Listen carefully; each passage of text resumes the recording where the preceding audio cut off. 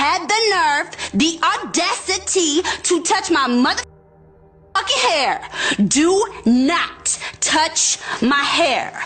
On the evening of July 7, 2022, a man and his 33-year-old side chick were caught in bed by his pregnant girlfriend. Before the girlfriend could even get through the door, the man, desperate to hide his affair, pushed the unsuspecting woman out the window of his fifth-floor apartment on the 4500 block of North Magnolia Avenue in Chicago, Illinois. Hours later, police discovered her lifeless body in the alley below. Her leg broken, her face battered, her body bruised, and worst of all, lifeless. This is the tragic story of Tabitha Tanner.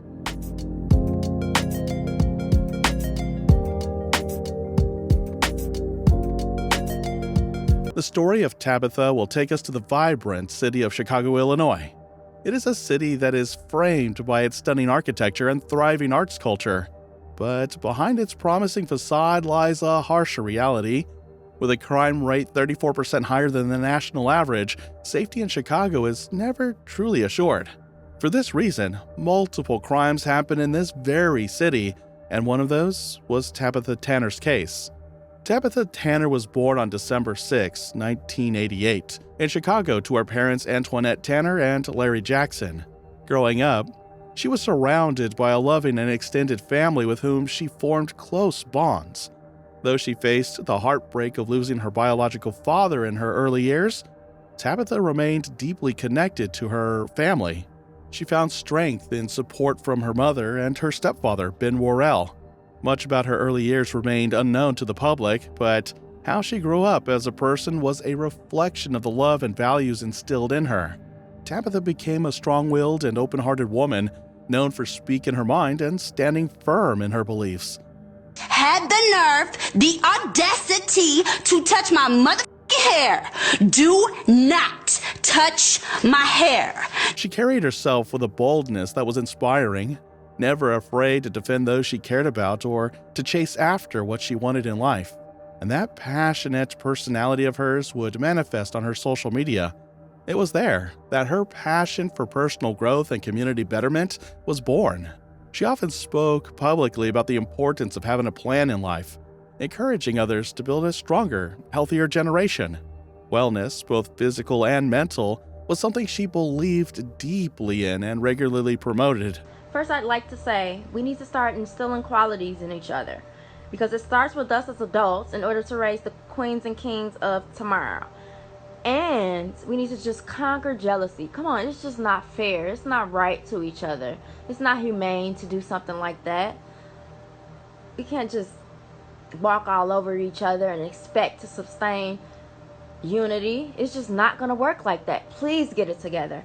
Also, this poor education thing. Come on.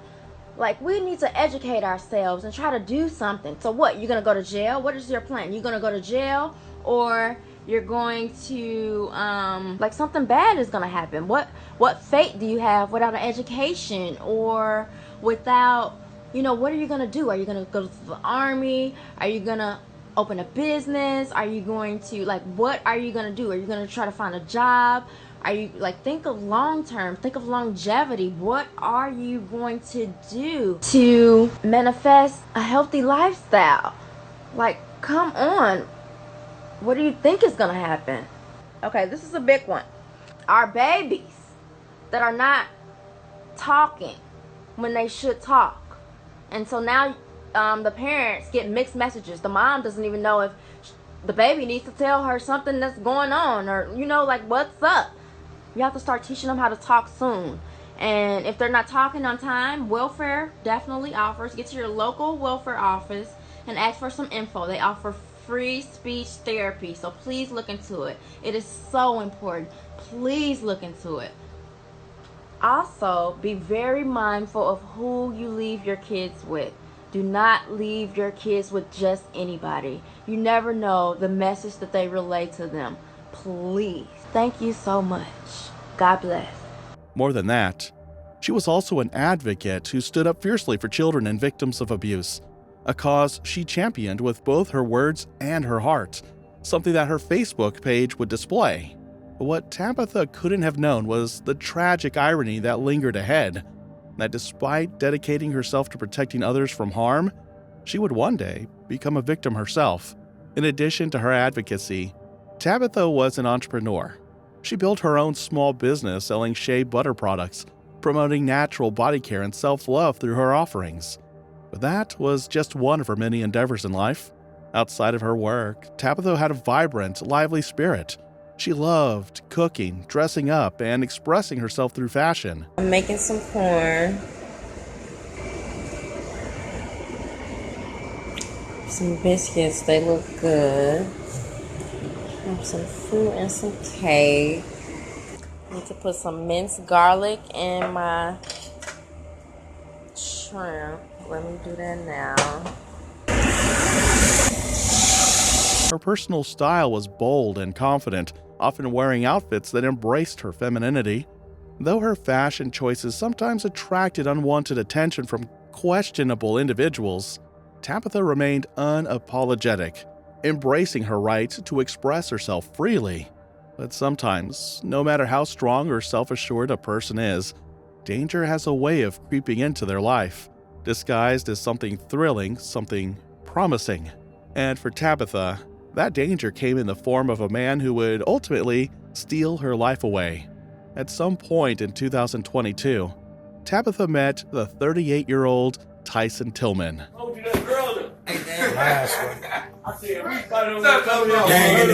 Y'all know what it is. Can't make this shit up. That's how we doing it. Can't make this shit up. Oh yeah, buddy. Fuck with my cake though. My cake at? At first glance, Tyson seemed like any other ordinary man trying to find his way in the world. He was a high school graduate from Collins High School and briefly attended Lakeland College before dropping out to start working. This information allowed Tabitha to think that she was getting involved with an ordinary guy. But behind that facade of normalcy, Tyson was hiding a disturbing secret. Tyson was a man who had a troubling past that was marked by being in and out of jail. He had a long list of run-ins with the law. As a matter of fact, he was sent to prison 8 times, and it was all for drug-related charges. Needless to say, Tyson was a walking red flag who did not seem to learn from his mistakes. A convicted felon who, up to this point, had cycled through the justice system without ever truly changing. But it doesn't end there. Tyson had one more secret that would eventually be the cause of the tragedy that would take Tabitha's life. Tyson was already in a relationship with someone else when he started his relationship with Tabitha. And worst of all, he was expecting a child with that woman. But what makes this even more heartbreaking is that Tabitha had no idea at all. She didn't know any of Tyson's secrets, not his criminal past, and certainly not that he had a girlfriend. Unknowingly, Tabitha became a side chick of someone who has a pregnant girlfriend. To Tabitha, Tyson was just a man she was getting to know, someone she could build a connection with. She had no reason to question his past, no reason to suspect that he was living a double life. But Tyson's double life would not stay hidden for long. And when it did show itself, it set off a chain of events that would end in unspeakable violence. On the evening of July 7, 2022, the unthinkable happened.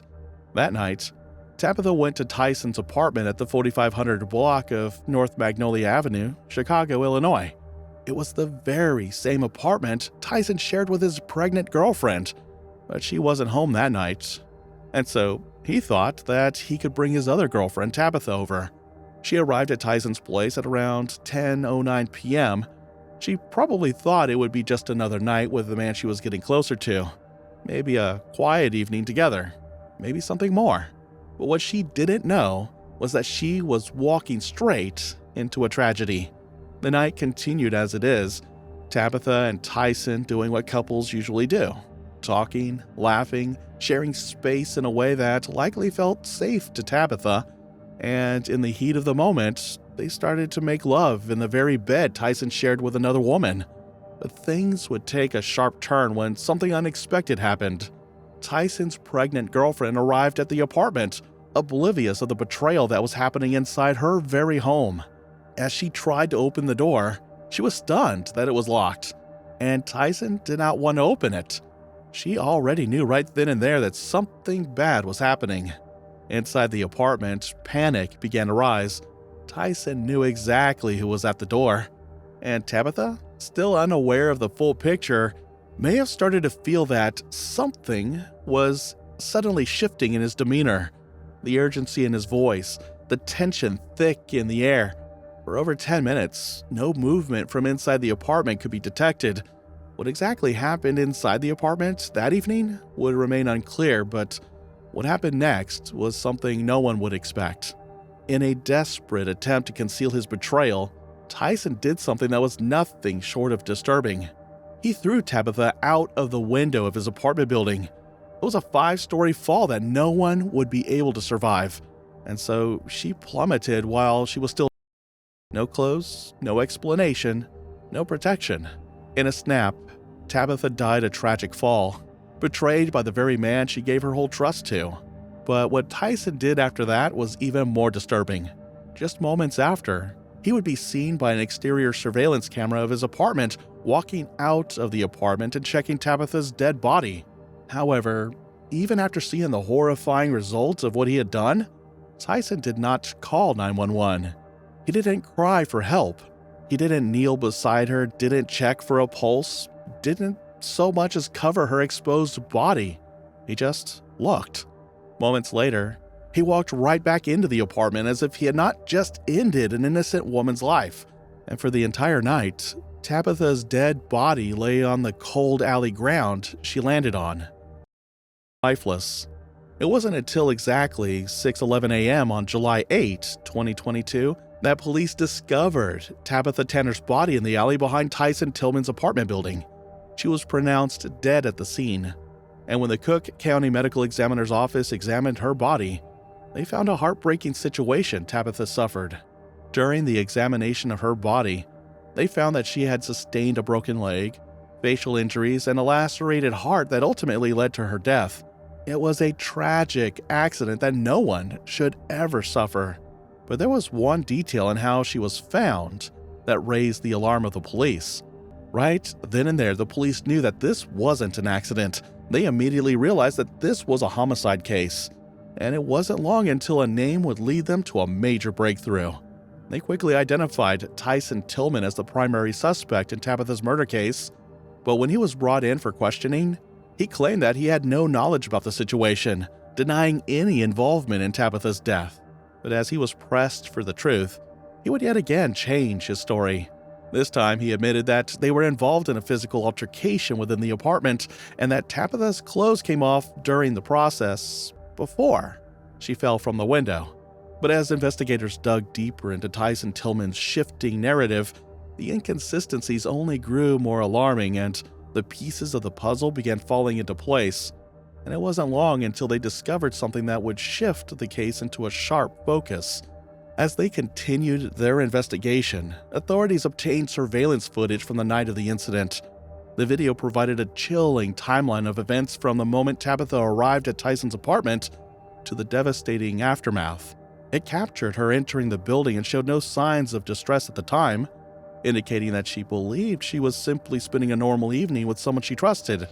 And things only started to turn sideways when Tyson's girlfriend arrived. The doorbell cameras of their neighbors captured Tyson's girlfriend pacing back and forth over 10 minutes outside their apartment. And moments after that, Tabitha's body was captured by the external surveillance cameras, plummeting down to the alley. But the most damning part of the footage came shortly after her fatal fall.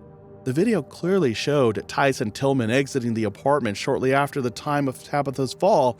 His demeanor was cold, calculated, even eerily detached. The footage captured him walking toward her body, pausing as if to confirm she was dead, and then casually walking back inside without a trace of urgency or remorse. This single piece of footage dismantled every version of the story he had told. But the horrifying pieces of evidence would not end there because Tyson would make a statement that would change everything. After Tyson was brought to the police station and interrogated, he made a phone call that shattered all of the lies he had just told to the police.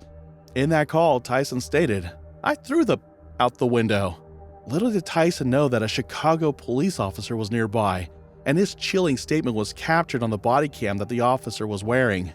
This shocking confession was not just a damning admission, it was a horrifying glimpse into the remorseless mind of a man who had just committed a brutal act of violence. And this time, there was no room left to twist the truth. And with this, without hesitation, just 4 hours after Tabitha's body was found at around 10:30 a.m., Tyson Tillman was arrested for the murder of the 33-year-old Tabitha Tanner. Be that as it may, the battle for justice is far from over. On July 10, 2022, Tyson Tillman appeared before the court for the first time. He was formally charged with one felony count of first-degree murder in the death of Tabitha. The weight of the charge was severe, and rightfully so.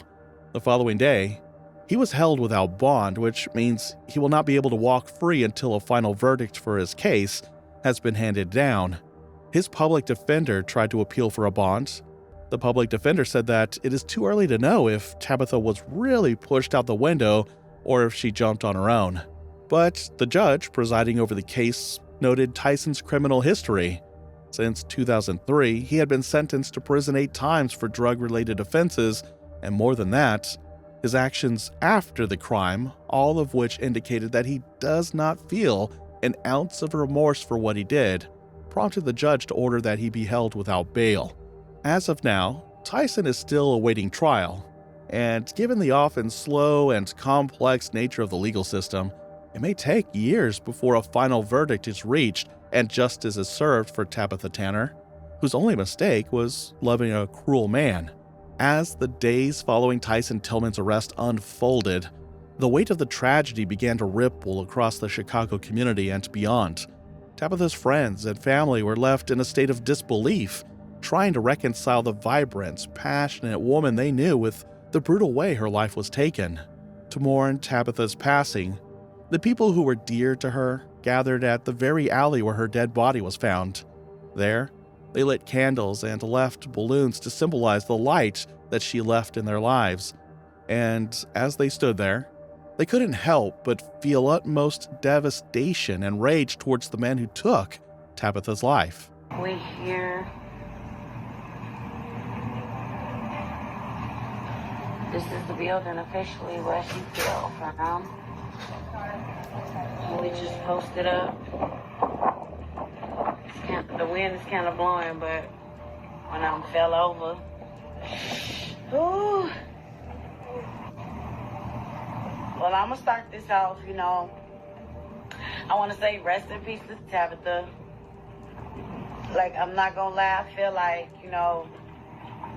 the way this happened, everything that went on is bogus, and she did not deserve this. And I'm not gonna lie, like, she was a real. Her loved ones, still reeling from the betrayal and violence, found solace in the shared memories of her vibrant life, but they also channeled their grief into a fight for justice.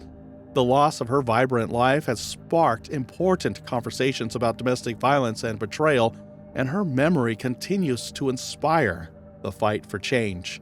As Tyson Tillman awaits trial, the community remains united in their grief and determination, ensuring that Tabitha's story will never be forgotten and that her legacy will help prevent others from suffering the same fate. Let us know what you think about this case in the comments below.